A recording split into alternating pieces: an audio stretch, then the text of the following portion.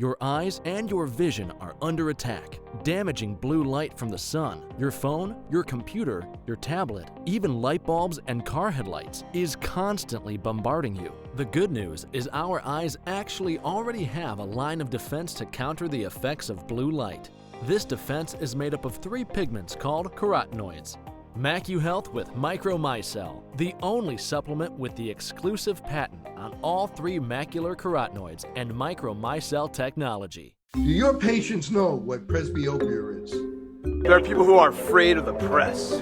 Have you talked to your patients about multifocal contact lenses? I've heard the bifocal, but not multifocal. Exactly, not multifocal. Do you need help with your multifocal strategy? Learn more at the conclusion of this episode.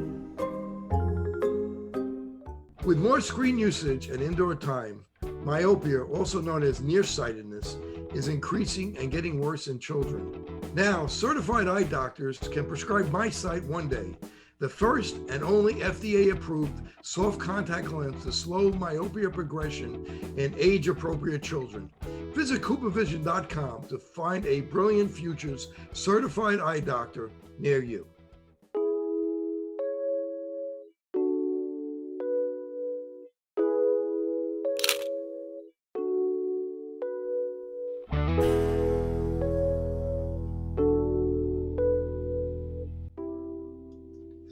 Hello and welcome to the Open Your Eyes podcast. I'm Dr. Kerry Gelb, the host of the documentary Open Your Eyes. According to the Journal of Circulation, 180,000 people die each year from sugary beverages such as soda and sports drinks. In addition, we've been told by experts for the past 40 years to eat low fat and count calories to prevent obesity, diabetes, and chronic disease. Consequently, over the past 40 years, obesity, diabetes, and chronic disease has skyrocketed. Today's guest, Dr. Robert Lustig, pediatric neuroendocrinologist, is a world expert on this topic. He has authored numerous books, including New York Times bestseller Fat Chance and The Hacking of the American Mind. Dr. Lustig has authored over 120 peer-reviewed articles, but he's probably best known for his life-changing YouTube lecture with over 10.5 million views, Sugar, the Bitter Truth. Dr. Lustig, thank you for joining me today. Oh, thanks so much, Dr. Gelb. I appreciate it. Every time I hear that number, I just sort of freak out. It's like, why in the world would anyone want to watch that? But they do. It was really an amazing, I really was life-changing for me back 10 years ago when I watched it. And you know, every so often I'll check to see how many views it gets, and it seems like it gets 100,000 a week. It's really incredible. What's the backstory with that lecture? How'd that happen? Well, it was just a part of a series that UCSF, my school, does for the public, mini med school for the public, and there was a 6-week nutrition module, and they asked me to speak, and they didn't care what I spoke about as long as it was about nutrition. And so I gave a talk, and I thought I was giving a talk to 200 people in the audience, and that was the end of that. And I didn't even know it was being videotaped. If I'd known, I would have worn a better tie. You know, got a lot of flack over that tie. My mother had given me that tie. So anyway, the next thing I know, things climbing, and people are recognizing me on the street, and it's been pretty bizarre, I have to say. It certainly made it very clear what the word viral means. So take me to the beginning. Where did the whole low-fat diet come from, and calories don't matter? Where did we go wrong 40, 50 years ago? Okay, so calories don't matter. Okay, and the reason calories don't matter, I mean, everyone thinks calories matter, right? And the reason they think that is because of an equation from 1916 called the Atwater equation that was basically trying to generate equivalence between protein, carbohydrate, and fat. And when you burn protein or carbohydrate or fat in a bomb calorimeter, you know, they give off different amounts of energy. And so it was assumed that if you ate something that was high energy, well, then that contributed to weight gain. That was discounting so many different things, including the microbiome, which we now know about. It was excluding the fact that there's this thing called nutritional biochemistry, that where not every calorie gets burned the same way. So a calorie eaten might even be a calorie eaten, but a calorie burned is not a calorie burned. So the whole thing just falls apart. But nonetheless, it became the standard for the American Dietetic Association. And the reason was because that was math. You could do math and, equation, but it was really science. And science is hard. Math is easy, science is hard. Anyway, it caught, and there were a lot of people who were, very married to this idea. There still are. We're just chipping away at this very, very slowly. So that was the notion of the calorie story. The second thing was the fat story. And that dates back to the years in the 1950s and 1960s when we thought that saturated fat was the bad guy. Now, why did we think that?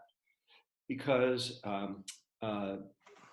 Eisenhower had a heart attack in 1955, and everybody wanted to know what was going on with the increasing incidence of heart attacks across the country. And two camps came out. One was that it was saturated fat, and that was led by a gentleman by the name of Ansel Keys, who became very famous, was on the front cover of Time magazine back in 1980, I believe. And the other one was a British physiologist, nutritionist by the name of John Yudkin, who said that sugar was the bad guy. And these two duked it out over the course of a 20-year period. Keyes was very forceful and pretty obnoxious. He was kind of like the Donald Trump of nutrition at the time. And no one was going to get in his way. And Yudkin was much more unassuming and, would never call out names in public. So it was a very, very, very similar vibe to what we see today. But there were three things that we learned in the 1970s that sort of Keyes won and Yudkin got thrown under the bus. The first was we learned about this molecule in the bloodstream called LDL. We learned that LDL was, a bad guy in heart disease. Then we learned about the fact that dietary fat raised your LDL. And then the last thing we learned in the late 70s was that LDL levels in large populations correlate with heart disease. So if dietary fat is A and LDL is B and heart disease is C, we learned, well, if A leads to B and B correlates with C, therefore A must lead to C, therefore no A, no C. Get rid of the dietary fat, the LDL levels will fall, and heart disease will go away. And that was the end of John Yudkin. And we adopted the low-fat diet. And the first dietary guidelines called for reduction in fat. Now, why did the food industry go along with that? Because then they got to create two sets of foodstuffs, regular fat and low fat. And it's not like the fat just disappeared. Like, for instance, when they skimmed the cream off the milk, they didn't just, that didn't just disappear. What they do? They made cheese, okay? And they got two products for the price of one. Great business strategy, right? And even, the beef industry learned to adapt. And it's not like our meat consumption went down. They would offer lower fat alternatives of various, cuts of meat. So this actually worked for the food industry. And we all went low fat. And, my father ate those Entenmann's fat-free cakes, and there's no doubt in my mind that's how he got his heart attack. So this notion, continues to pervade even today. It is very hard to debunk mythology, as I'm sure you know, but we are doing it step by step. And what we have learned is LDL is not the problem. Triglycerides are the problem. And triglycerides are actually the manifestation of what the liver does to sugar. Because when sugar overflows the liver has no choice but to take that and to turn into liver fat, and it gets packaged as triglycerides. And the hazard risk ratio for LDL is only 1.3. The hazard risk ratio for triglycerides for heart disease is 1.8. So we've been focusing on the wrong molecule. We've been focusing on the wrong substrate. We've basically turned the food pyramid on its head, increasing the amount of carbohydrate and decreasing the amount of fat. And all it has done is made us sicker and sicker. And of course, Einstein's theory of insanity, doing the same thing over and over again and expecting a different result. Well, you know what? It's time for a new paradigm. And people are finally ready for it. There's another myth, everything in moderation. Can you talk about that? So that sounds good. That plays well on a bumper sticker. But the fact of the matter is, there is no moderation. So where does moderation come from? So there is a hormone in your fat cells called leptin. And leptin goes from your fat cells to your brain and tells your brain, hey, I have enough energy on board to engage in expensive metabolic processes, such as puberty, pregnancy. You don't go into puberty until your leptin levels hit a certain amount. You can't support a pregnancy unless your leptin levels are above a certain threshold. Okay, so what leptin is it's not the satiety signal, it's the starvation signal. If your leptin level is below a set point in your brain infers that as starvation, that there's not enough energy on board and that you have to both eat more and conserve. And so there's your gluttony and sloth. So the behaviors that we manifest around food are actually being driven by this hormone called leptin. Now, the point is you're supposed to eat, you're supposed to then make more leptin, and therefore the leptin should tell the brain, hey, I'm finished. And that should be the yin yang negative energy balance, keep you in homeostasis so that you don't gain more weight.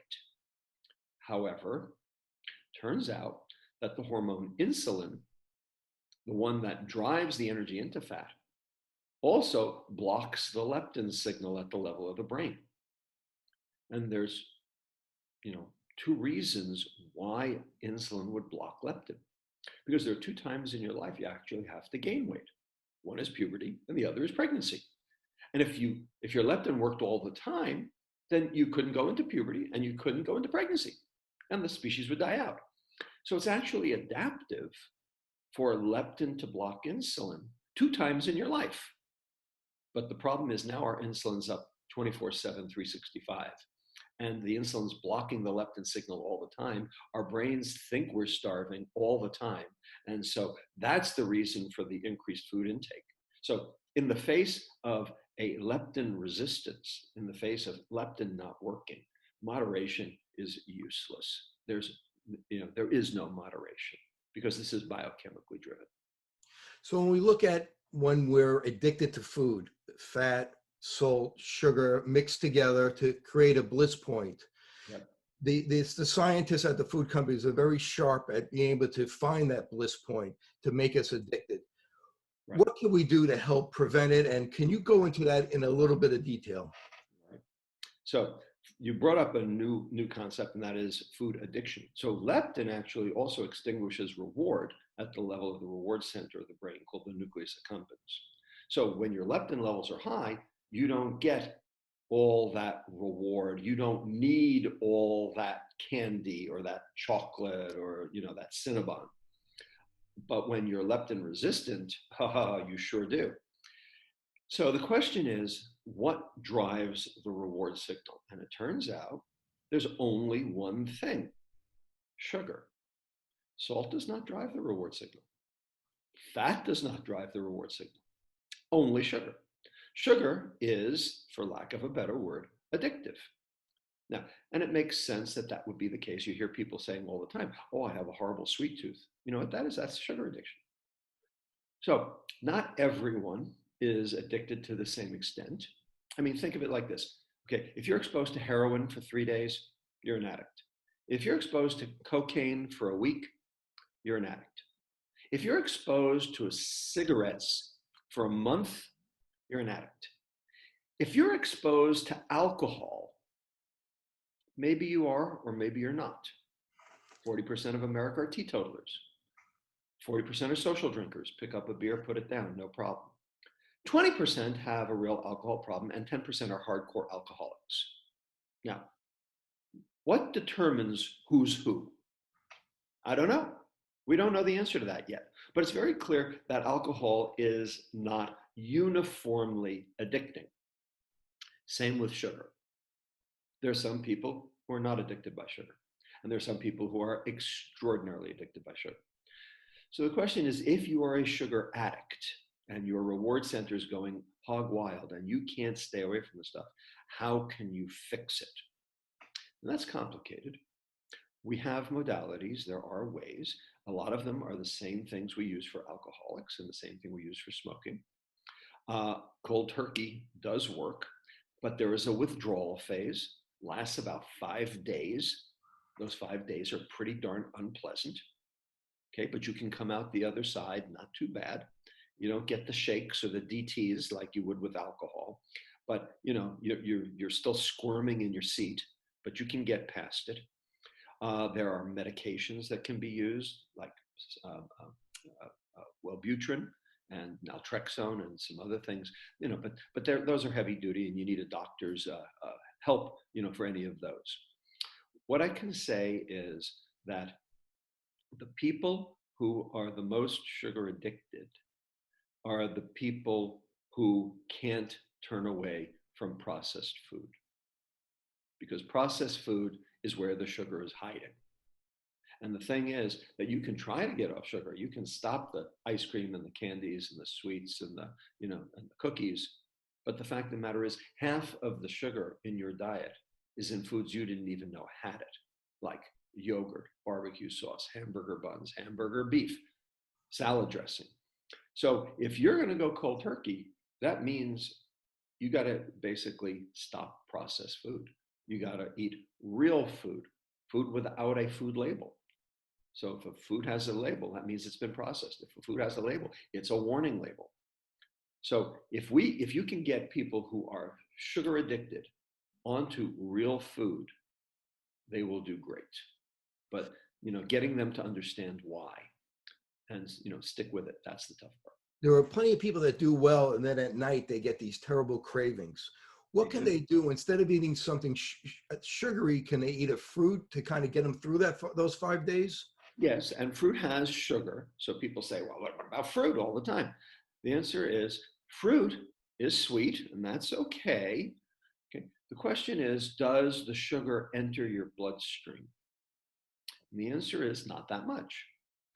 Most of the sugar ends up staying in your intestine because the fruit has fiber. There are two kinds of fiber, soluble and insoluble. So soluble fiber is like pectins, like what holds jelly together. Insoluble fiber is like cellulose, like the stringy stuff in celery. Whole fruit has both. When you consume a piece of whole fruit, the insoluble fiber forms like a fishnet, like a lattice work on the inside of your intestine, inside of your duodenum, first part of your intestine. The soluble fiber are like globules. They plug the holes in that lattice work. And together, they form an impenetrable secondary barrier on the inside of your intestine. You can actually see it on electron microscopy. And what that does is it prevents about 30 to 40% of what you ate from being absorbed early because of this barrier. And what that means is that the liver doesn't get the onslaught. And that means that the liver is not going to turn into liver fat, which means you're not going to get insulin resistant. So that's good. In addition, because you didn't absorb it early, it goes further down the intestine to the next part called the jejunum. And that's where the bacteria are, the microbiome. And they chew it up instead. So even though you consumed it, you actually never received it because your bacteria hijacked it before you had a chance to absorb it. And you fed your bacteria. So any food that protects the liver and feeds the gut, protecting the liver from the glycemic excursion and from making liver fat, and feeds the gut so that the microbiome is happy and so you don't end up with inflammation. Any food that does both is healthy. Any food that does neither is poison. And any food that does one or the other but not both is somewhere in the middle. And of course, processed food does neither. How about fruit juice? Fruit juice has soluble fiber. So it does one thing. So yes, it does have the soluble fiber. The soluble fiber will go along with the juice. But the insoluble fiber has been strained out. And that insoluble fiber is what allows that gel to form. So you are not protecting your liver. So your liver is getting the onslaught anyway. And so that, and it's been shown that fruit juice predicts diabetes and heart disease just as sugared beverages, like a soda does. A little, not quite as potent, but still very clinically significant. Are there any times when you want to eat foods that have sugar in it, like if you're a high intense athlete, to store the glycogen? So you don't need to eat sugar if you're a high intensity athlete and you've been, say, on the gridiron for 3 hours. You are glycogen depleted and you want to replete the glycogen. Now, over the course of 24 hours, when you go out onto the gridiron again, you will have repleted your glycogen. Okay, so you don't have to consume sugar to do that. However, it has been shown that the molecule fructose, the sweet molecule in sugar, will replete your glycogen faster if you are glycogen depleted. So that's why there's Gatorade, is because it will actually replete your glycogen stores fast as opposed to slow. So I suppose there is a value for the elite athlete. However, if you have not burned off your glycogen stores and you consume that sports drink instead, all you're doing is flooding the liver, turning that into liver fat, because your liver only stores so much glycogen. And when you get the onslaught, that's going to become liver fat. That's going to drive chronic metabolic disease. And that's going to drive insulin resistance. That's going to drive metabolic syndrome, heart disease, diabetes, etc. So the bottom line is there's a place for it. It's just shouldn't be in the supermarket. It should just be on the, on the side of the, football training table. So when you have these little kids that go to elementary school with Gatorade in their lunchbox, right? That's pure marketing. So that's just pure marketing. So let's talk about fructose. I mean, you're an world expert on fructose.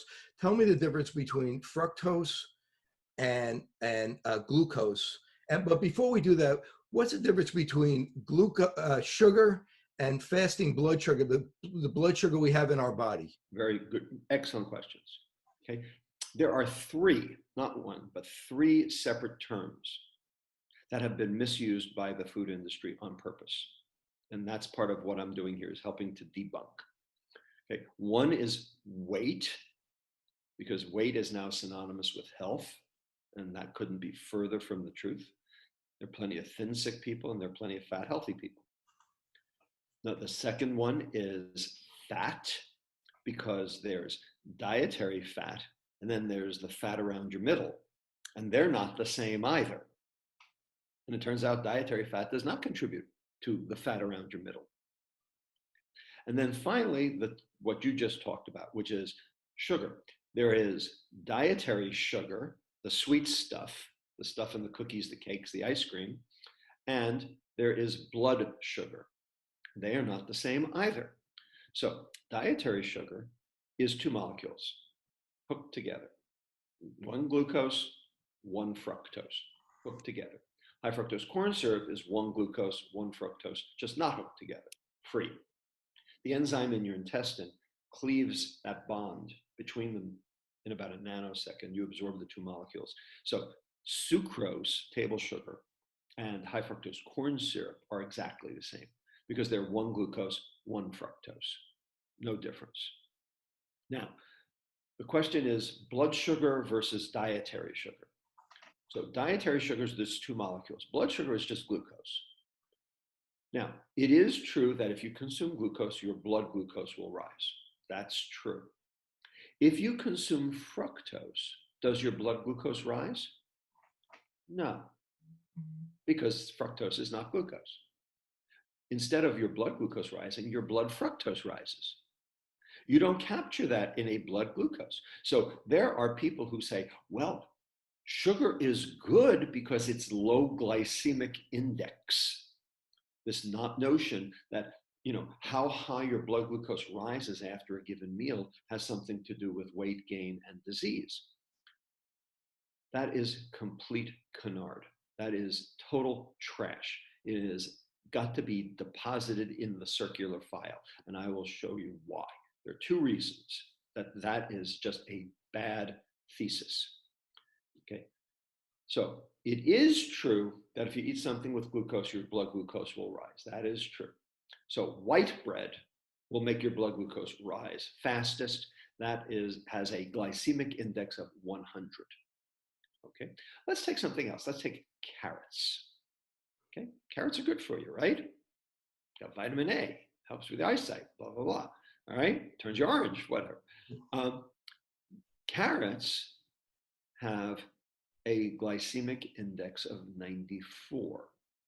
Now, that's high. 94 glycemic index. So there are dietitians out there who say, oh, don't eat carrots. They have a high glycemic index. Crap. Complete and utter crap. Here's why. It is true that carrots have a glycemic index of 94. So what does that mean? That means that if you consume 50 grams of carbohydrate in carrots, your blood glucose will go pretty high. That's true. It doesn't matter. And the reason is because how many grams of carrots do you have to eat to get the 50 grams of carbohydrate? Turns out you have to eat 700 grams of carrots. 1.4 pounds of carrots in order to get 50 grams of carbohydrate. So it is true that carrots have a high glycemic index, but they have a low glycemic load. GL, not GI, glycemic load. And that's what counts, because the fiber mitigates all of these things, because you're not going to eat the 50 grams of carbohydrate in carrots, okay, because you're going to stop eating way before that because of the fiber. So that's the first reason why this whole concept of GI, glycemic index, is a canard. Because all real food is low glycemic load, because all real food comes with its inherent fiber. The second reason why glycemic index is a joke is because of fructose. So fructose has a very low glycemic index. It has a glycemic index of 19. That's very low. And the reason is because it doesn't raise your serum glucose. It raises your serum fructose. And the problem is when your serum fructose rises, it does 7 times the same level of damage that glucose does in terms of oxygen radicals, in terms of what we call oxidative stress, in terms of the Browning or the Maillard reaction, which are all the things that happen in aging. So when you consume an orange juice, you are aging 7 times faster. So, and that's not captured within the concept of glycemic index. So real food fixes the problem. Processed food creates the problem. And glycemic index is irrelevant. Vision Edge gives you less eye strain and reduced damage caused by blue light. We like to call Vision Edge sunscreen for the eye. It all starts with your highest level of visual performance, only achievable through scientifically proven Vision Edge. Is there a difference between high fructose corn syrup and corn syrup? A slight one, yes. So corn syrup is like what you put in a cake, all right, like Karo syrup. High fructose corn syrup has had an enzyme reaction done, which has taken something called glucose oxidase, which has taken some of the glucose and turned it to fructose to make it sweeter. So corn syrup gets converted to high fructose corn syrup by an enzymatic reaction, specifically to generate the fructose molecule to make it sweeter. So there is a slight difference. And the reaction on the body, is there much of a difference? A little bit. I mean, because glucose will make your insulin go up. That's true. But fructose will make that liver fat. So they are not absolutely equivalent.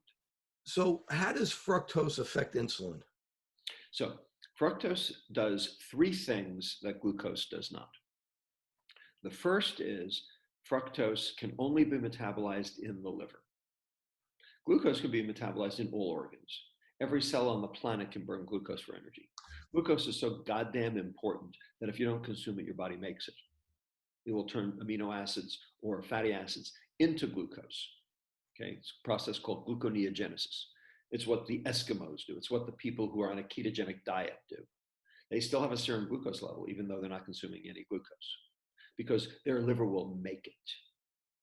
Now, fructose is only metabolized by the liver, as opposed to glucose, where all the cells metabolize it. So when you consume a fructose load, it all ends up in the liver. The liver does not turn it into glycogen, whereas it does turn glucose into glycogen. And it will go further down the glycolytic pathway to a molecule called pyruvate, which then enters the mitochondria. And the mitochondria are those little energy burning factories, like coal burning factories inside each cell that generate the chemical energy called ATP. But each mitochondrion in your cell has a limited capacity. It can be overwhelmed. If you supply too much energy to a mitochondrion, it can't deal with the tsunami. It will then divert the excess back out of the mitochondria through a side door, and called citrate.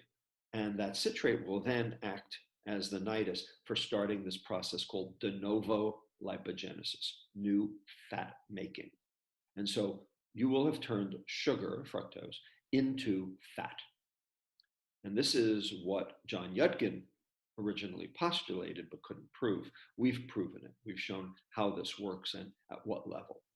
And then that fat has one of two fates. It can either be exported out of the liver as triglyceride. Remember, we talked about triglyceride, which increases your risk for heart disease, or it won't make it out. It will precipitate as a lipid droplet, and now you have fatty liver disease, in which case now you are insulin resistant, and now you are at risk for type 2 diabetes.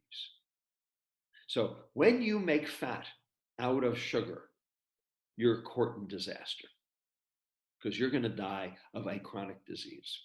And fructose is the primary driver of this process. So that's one way fructose is different.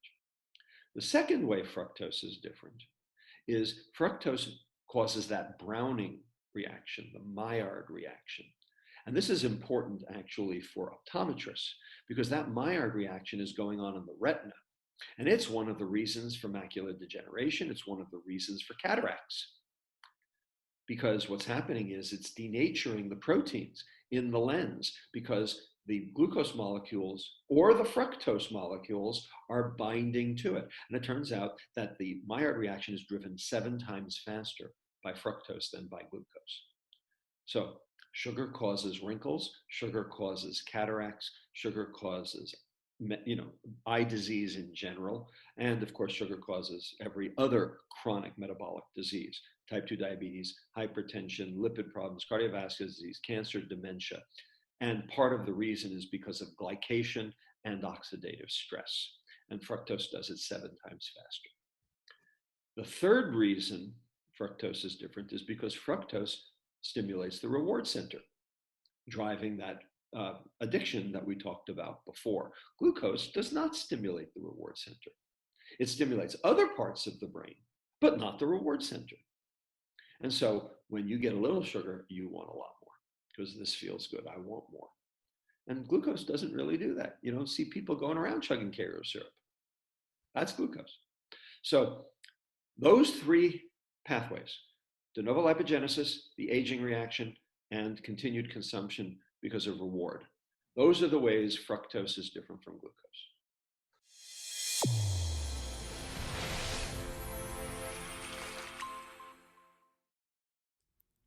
MacuHealth, your science-born and tested solutions for visual performance, macular degeneration, and dry eye syndrome.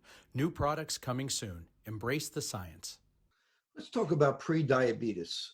If we could prevent people from getting diabetes, what are some of the signs and some of the symptoms and some of the blood tests, the labs that you recommend that people do to see if you're at risk for if you're pre-diabetic and at risk for becoming diabetic?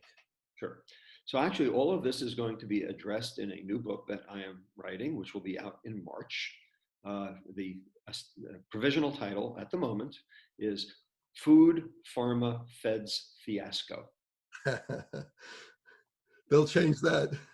What? They may change that on you. They may, but there are 5 more F's to go behind that. There's fat, farm, fructose, fiber, and one I can't say on the internet. So I don't know. We'll see. That title may change. But anyway, what I do is I actually tell the reader what lab tests they have to tell their doctor to get and how to interpret them, because likely their doctor doesn't know how to interpret them. Everyone thinks the lab test to do is a hemoglobin A1C. That's the standard test to look for diabetes. That's true, it is the standard test to look for diabetes. It's also the standard test to look for prediabetes. If your hemoglobin A1C is going up, you are so far behind the 8 ball. The horse is so far out of the barn. Okay, it is the last thing to change. By far and away, the last thing to change. Okay, you should be looking upstream at things that change earlier in order to be able to stop the process rather than have to recoup at that late date. Okay, so how can you tell whether or not you have metabolic disease or are metabolically ill in any way? There are several lab tests that can help you answer that. The first is not even a lab test. It's cheap, free, in fact. Okay, it's a waist circumference. Because a waist circumference tells you about visceral fat and liver fat. And if your visceral and liver fat are up, because your waist circumference is up, okay, you already have a metabolic problem. And that's free. Now, after that, then the tests get a little bit more expensive. What you need is a fasting insulin level, and the American Diabetes Association doesn't believe in fasting insulin because fasting insulin does not correlate with obesity, and that is true. It correlates with metabolic disease because there are thin, sick people and fat, healthy people. It's not about the obesity. Trying to get this through to the American Diabetes Association has, really been a strain, I got to tell you. Another test that you need is an ALT, alanine aminotransferase. This is a test that tells you about fatty liver. Now, if you look at the side of the lab slip, there's a column that has an H or an L in it, high, low. You know why there's a column? That's $10. Okay, that's an interpretation. You get to charge $10 for that. When you look there, it's because there's a reference range. And the reference range for ALT is up to 40. Garbage. When I entered medical school in 1976, the upper limit for ALT was 25. Today it's 40. Same test. We went from 25 to 40. How come? Why was 25 normal then and 40 normal now? Because we're all getting fatter. Because everyone's got fatty liver disease, okay? And they don't know it. Okay? And so the whole curve shifted to the right. So 25 is the upper limit of normal, but that's not what the lab slip says. So you have to know that in order to be able to interpret it right. So if your ALT is 30, you got a problem already. And that will show up a lot sooner than your hemoglobin A1C. Another one that's important is uric acid. Uric acid is a proxy for sugar consumption. And the higher it is, then probably the more sugar you're consuming. It's also a proxy for meat consumption as well. So you have to be a little careful in terms of evaluating it, but it's still very helpful. So these are the tests. And then of course, fasting glucose, again, horses out of the barn. And there are a couple of other tests that are, a little bit more specific and selective, but they cost a lot more money and, they're listed in the book. But those are the tests that I think are the most important. Fasting insulin, ALT, and uric acid. You pretty much can figure out who's got metabolic disease from those. With uric acid, if you could talk about how kids that have high blood pressure from eating fructose and given allopurinol and lowering the blood pressure, if you could tell that story. I can. So the reason that people think salt is the bad guy for hypertension. And I'm not going to tell you salt's a good guy for hypertension. It's not a good guy, but it's not nearly the bad guy it's made out to be. It is true that some people, about 20% of the population, are exquisitely salt sensitive. and Richard Leptin at Yale has done all the genetics on this. Okay, but most people can actually excrete a salt load okay. Right? And in the old days, remember, I mean, how did we used to preserve fish and meats? We used to salt cure them. So in the old days, prior to refrigeration, we used to get 15 grams of salt a day, and we didn't have hypertension. Today, we get 6.9 grams of salt on average, okay? And 40% of people have high blood pressure. So how come? We're eating, 1/3 the amount of salt we used to, and now we've got high blood pressure. And the reason is because it's not really about the salt. It is for some, but not for most. Turns out sugar causes high blood pressure. And the reason is because sugar increases the excretion from the liver of uric acid. When fructose, or glucose for that matter, but fructose primarily because it's in the liver, is phosphorylated in order to prepare it for energy metabolism, you have to add a phosphate group. So fructose becomes fructose 1-phosphate. That has to come from ATP. So ATP has to be converted to ADP, adenosine diphosphate, which then becomes uric acid.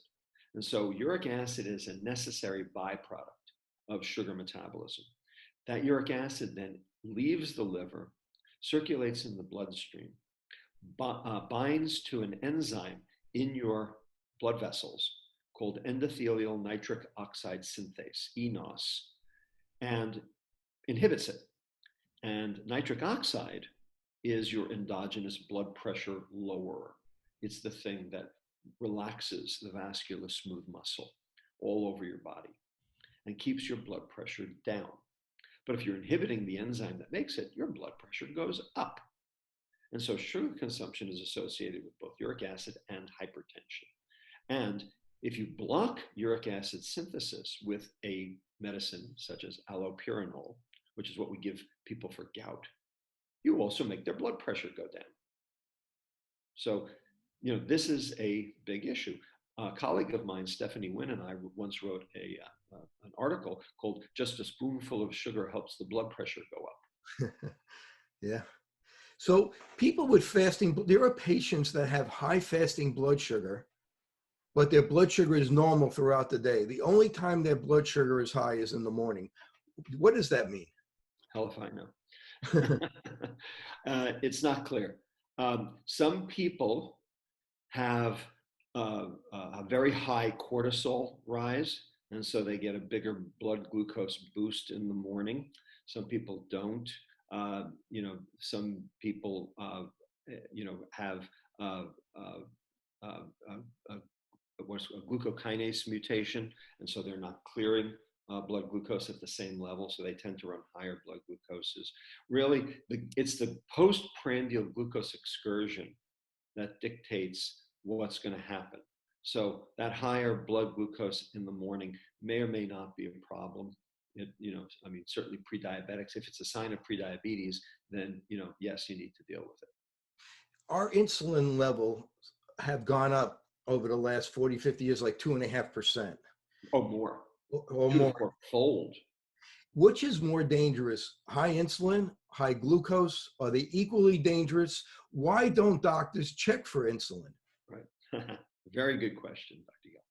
So the answer is they're both important. They both predict disease, but they predict different diseases. So high blood glucose predicts microvascular disease, small vessel disease, retinopathy, nephropathy, neuropathy, the small vessel disease of diabetes. Okay, and so glycemic excursion will contribute to small vessel disease. No argument there, absolutely. But insulin contributes to large vessel disease, like coronary disease or aortic disease, okay, or iliac, Lewis syndrome, not enough blood going to the legs, and that will kill you just as well. And so it's been shown many times over now in numerous studies, the UK PDS, the advanced study, the ACCORD study, that control of the blood glucose in type 2 diabetics will reduce your hemoglobin A1C, will reduce your nephropathy, neuropathy, and retinopathy. That's true, and you will die just the same. And you will have died of heart disease anyway. And the reason is because you have actually made your large vessel disease worse by giving more insulin. And the reason is because insulin has its own effects, because it causes vascular smooth muscle proliferation. So insulin has two separate pathways in the cell. One is called AKT, and AKT is the metabolic piece of insulin's effects. And getting AKT up will get your glucose down, which is why the small vessel disease gets better. But there's a second pathway that insulin affects, and it's called MAP kinase. MAP kinase is the cell proliferation pathway. And so insulin is a growth modulator. It is a cell proliferator. It causes vascular smooth muscle proliferation. It causes cancer. High insulin drives cancer, causes cell division. Well, you don't want that. The problem is every insulin molecule gives you both at the same time. You can't dissociate those two, subcellular pathways. So insulin's both good for you and bad for you. The goal is get your insulin down by being insulin sensitive. That's the goal. So that's why they're both important, but for different reasons. What are the best ways to get insulin levels down? Real food. Are there any supplements that you could recommend? People that switch to real food, but they still have high insulin, is there a genetic component? Because I've seen it where they go to real food, they go low carb, they do everything they're supposed to. They're fasting, and 2-hour insulin is still high. What could help them? Right. I know what you're talking about. So real food will help the overwhelming majority of people. Yes, there are some outliers who do not seem to be helped as much. Those people might need a ketogenic diet or a very low carb diet, and I would try that first. There are other medicines that can help with insulin sensitivity, like metformin. So metformin is definitely back pocket drug that we use pretty routinely in terms of trying to improve insulin sensitivity. And the reason is because metformin works in the right place. It works on the liver, which is where it's needed.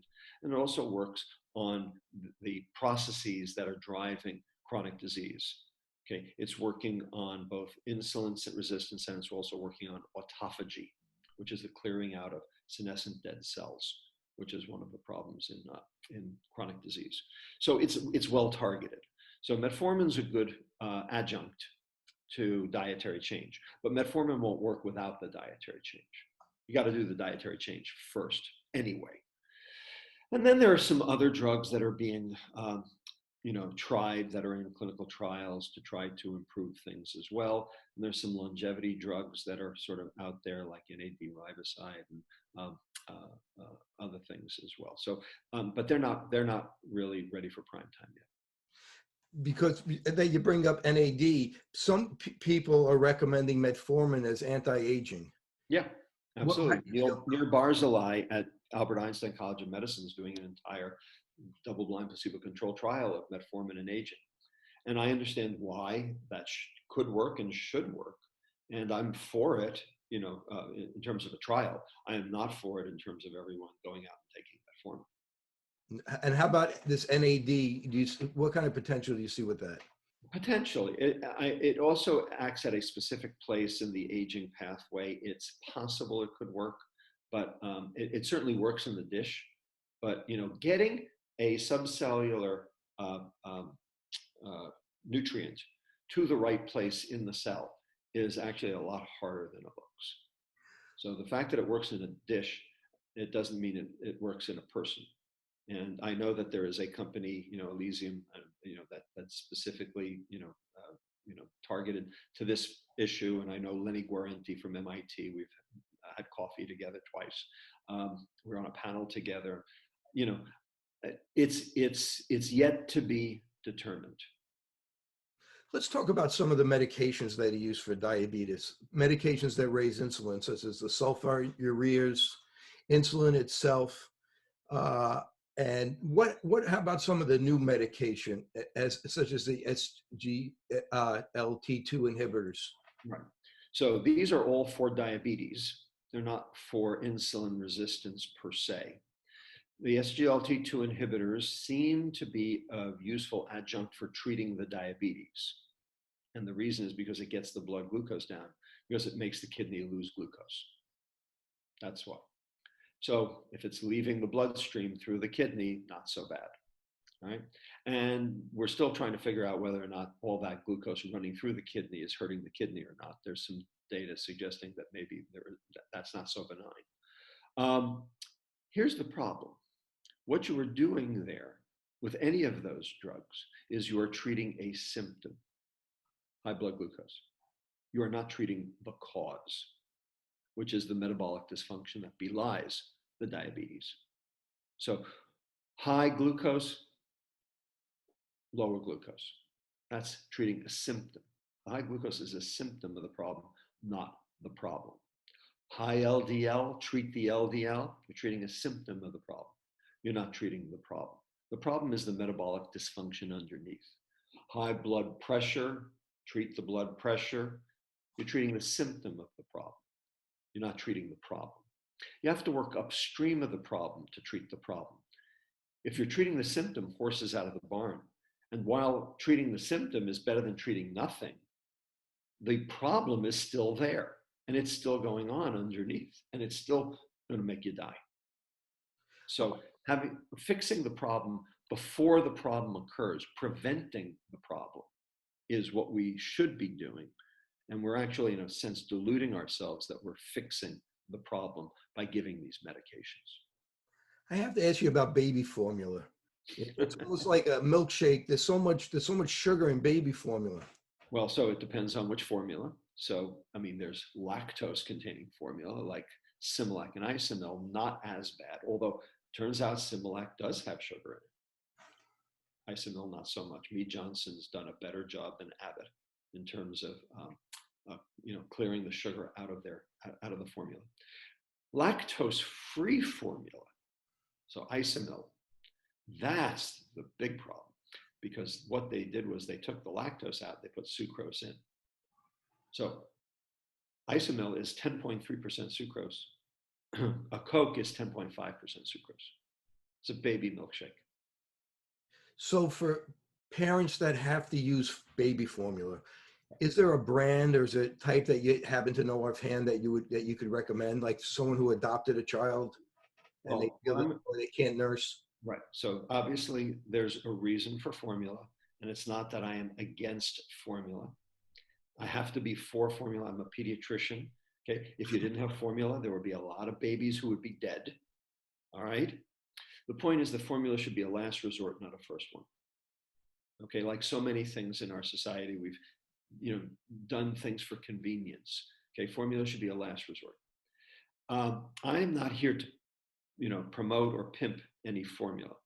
What I would say is that there are a lot of kids who are put on lactose-free formulas who don't need to be.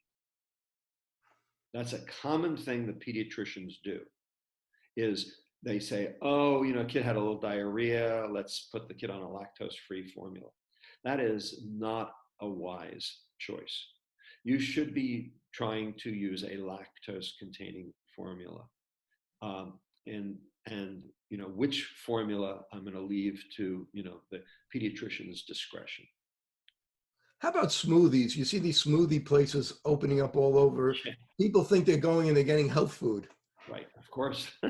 Well, so here's the thing. Is it a fruit smoothie or is it a green smoothie? So if it's a green smoothie, no fructose, because it's green. If it's a fruit smoothie, lots of fructose. The thing that prevented the absorption was the fiber. But as soon as you stick the fruit in the Breville or the Vitamix or whatever, Magic Bullet or whatever you're using, okay, what you've done is you have sheared the insoluble fiber to smithereens. Okay, all that stringy stuff, it's gone because it has been just chopped up into such little pieces. You can't make that fishnet anymore. So you can't plug the holes because there's no fishnet to plug the holes of. And so what it does is it increases the rate of absorption. And so you flood the liver. Now, it is true the soluble fiber is still there. You haven't destroyed that because those were globular. That's not going to be sheared by the blades. And the soluble fiber does have its own inherent benefits. For instance, it gets turned into short-chain fatty acids, which can be anti-inflammatory by the colonic bacteria. So there is still a potential benefit, but the main thing is whether or not you set up that gel. And when you put the fruit in the smoothie machine, you ain't going to get no gel. You are done. So I think that is not such a good idea. Now, if you want to puree or smoothie your green vegetables to get them down because you refuse to eat them whole, whatever, have at it. There's no fructose to limit the absorption of. You're not going to flood the liver. It's your choice. So as we're getting close to the end, just if you could give us your plan to get healthy. I know it's really kind of simple, eat real food and feed your gut, but if you could go into that in a little bit more detail. Wow, okay. So if you walk into the grocery store, okay, you've already lost the game because you are now under attack. I mean, you're under attack from every end cap and every sale item and everything that's in the store. You have to go into the store with a single-minded focus. Okay, it has to be a moment of concentration. Okay, what do I need? All right, and if you go in hungry, you're lost. Okay, you're already in trouble. You have to stay out of the aisles. Okay, you have to shop the perimeter like they tell you, and even when you shop the perimeter, you have to be careful about shopping the perimeter. Like for instance, the yogurt's on the perimeter in a refrigerator case. What kind of yogurt are you going to buy?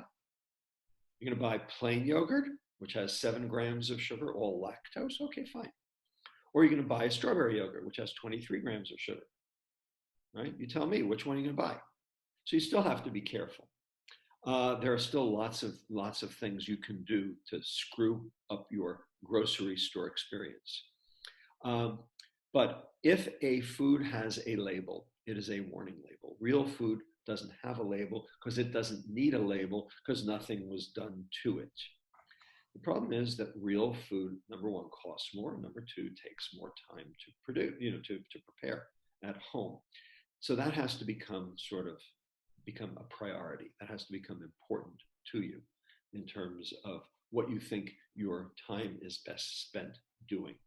And most people haven't yet figured out that this is really important and that those extra minutes translate into extra years. And so you recoup it. Another thing that people don't understand is the role of exercise. And it doesn't have to be vigorous exercise. 15 minutes a day of walking will extend your life by 3 years. 15 minutes a day will extend your life by 3 years. Now, if you do 15 minutes a day times 3 years, you get 279 hours. That's 279 hours of walking in a 3-year period.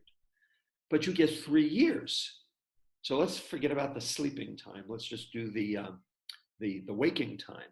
Okay, so 16 hours a day times 3 years. Okay, so that is a 5,500% return on investment. That's an ROI of 5,500%. Now, if you were in the stock market, how would you feel if I offered you a 5,500% ROI? Right. Okay, you'd be friggin' clicking your heels. Okay, so that's a pretty good deal. And it does very good things for these 8 subcellular pathologies that are underlying disease. So if you ate real food and you walked 15 minutes a day, you are so far ahead of the game, it's not even funny. What could you do after that? Obviously food matters.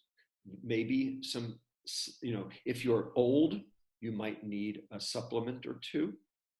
There are, for instance, vitamin D has been shown to be anti-inflammatory. It might actually be very important in this whole COVID-19 story. We're working on that. And then, and vitamin C as an antioxidant might be helpful as well. So, finally, omega-3 fatty acids. Really important. No one gets enough unless you live on a coast and you live in a fishing village and you eat fish all the time. Yep. So that's it. Do you have a comment about helping to prevent getting COVID as far as diet and nutrition? Well, it won't help you. Nothing will prevent you from getting it. Okay. If you're in the wrong place at the wrong time, you're going to get it. Okay. Ain't nothing you can do about it except, social distance and wear a mask and, wash your hands. That's how you prevent getting it. Well, if you got it, the way to prevent from dying from it, that's what we want to know. How do you die from it? Turns out, let's look at the 3 demographics that are at most risk, aside from the elderly, who have their own, immune issues. Blacks and Latinos, obese, diabetics. Blacks and Latinos, obese, diabetics. Those are the people who have much higher rates of dying from COVID-19. What is the one thing that ties those 3 demographics together? Processed food. Blacks and Latinos, 62% more processed food than Caucasians. Obese, clearly, and diabetics. Diabetes, type 2 diabetes is processed food disease. So there are reasons having to do with the receptor on the cell called ACE2, angiotensin converting enzyme 2. That's the portal. That's the place where the virus injects its RNA into the cell. That's its entryway. And it turns out that insulin resistance makes ACE2 levels on your cells go sky high. So basically, you're giving your cells more places for the ACE2, for the virus to enter. Also, processed food, because of those colonic bacteria, can make butyrate. Butyrate is immunosuppressive, and so you can help suppress the cytokine storm. And then diabetes, because of the high blood glucose, seems to do something to that ACE2 that holds it open. And also it glycosylates that spike protein that they're talking about, which seems to make it more virulent. So it's kind of like holding the thing open. So all 3 demographics, groups that are made worse by, that have the highest death rates due to COVID-19, it's almost assuredly due to our processed food diet. So real food is a great way to go, especially since this thing's going to be around for a while. In general, do you have a feeling about intermittent fasting? Yeah. So why does intermittent fasting work? Works for 2 reasons. One, it gives your liver a chance to clear out the fat that was developed. And the question is, why'd the fat end up there in the first place? Because you ate crap, that's why. So if you ate crap, you wouldn't have any liver fat that you needed to get rid of. So that, start with eating right, and then you wouldn't have to intermittently fast. But if you're already sick, intermittent fasting is a way to deal with it. The second reason that intermittent fasting works is because that intermittent fasting actually stimulates that process we talked about called autophagy. And autophagy is like garbage night. What it does is it clears out all the old dead cells. If you don't clear out all the old dead cells, guess what? You're living in a pigsty. And if you're living in a pigsty, okay, you can't build new proteins on top to sort of, re-engineer your cells to be healthy. And so the process of getting rid of old senescent cells and, material that's been used up, okay, that happens, throughout your body, and it especially happens in your brain. And it is why you sleep. Sleep is garbage night for your brain every night, and you need it. And if you don't do garbage night, guess what? You die. So, this process of autophagy is extraordinarily important in terms of metabolic health. And intermittent fasting has been shown to induce the enzymes that stimulate autophagy. Which is your favorite way of intermittent fasting? Probably the 8 hours on, 16 hours off makes the most sense. And does it matter when the 8 hours are? I don't think anyone's shown that it matters. I think, if you do 10 a.m. to 6 p.m., I think you're fine. I have to ask you one last question. I have a 10-year-old, and I have obviously friends that have 10-year-olds, and these kids are addicted to these computer games, these video games. I know this can't be good. Can you tell me about the bad things about it, if there's anything good, and how to get them from using them? Yeah, it's someone's going to win the Nobel Prize, and it's not going to be me. This is a problem. I mean, look, if something is toxic and addictive, we keep it out of the hands of children. Okay, toxic and addictive, we keep it out of the hands of children. We keep alcohol out of the hands of children. We keep cocaine out of the hands of children. We keep heroin out of the hands of children. We keep nicotine out of the hands of children, right? There are two things that are toxic and addictive that we hand to children and call it love. Sugar and technology. All right? They're both toxic and addictive, and it's been shown. We've got the studies to demonstrate how that is, but we haven't done anything about either of them. And one of the reasons, I think, is because the adults are addicted too. So the first thing we have to do is we have to role model for our kids. Because why in the world should they stop when we do it too? Crazy, right? These video games, how addicted they are. And they're created to be so. Well, I want to thank Dr. Robert Lustig. He's a wealth of information for joining me today. Dr. Lustig, if somebody wants to find you, I know it's not that difficult, but if they find you, where should they go? So I have a website called robertlustig.com. So that's a good place to start. I'm on, the internet in various places, LinkedIn, etc. I'm pretty darn easy to find. I do answer my email, and my email is not, unlisted. So you can find me pretty easy. I field phone calls and emails from people, pretty routinely, as long as I have time. Right now I'm writing a book, so don't do it right now. I love that cartoon they made of you on your website. It's almost perfect. Whoever drew that, they did a great job. Yeah, good artist. Yeah. Again, thank you very much for joining me today, Dr. Robert Lustig. This is Dr. Kerry Gelb for Open Your Eyes. Until next time, thank you.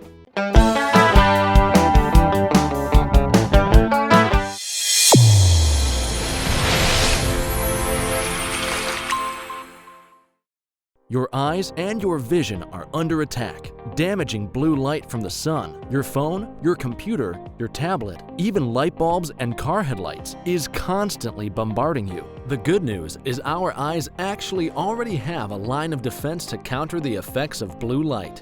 This defense is made up of 3 pigments called carotenoids. MacuHealth with Micromicelle, the only supplement with the exclusive patent on all 3 macular carotenoids and Micromicelle technology. Fitting multifocal contact lenses presents a big opportunity to meet patient needs while growing your practice. Alcon is your partner not only with our innovative portfolio, but through e-learning. Learn to enhance your multifocal strategy today with the Alcon Experience Academy.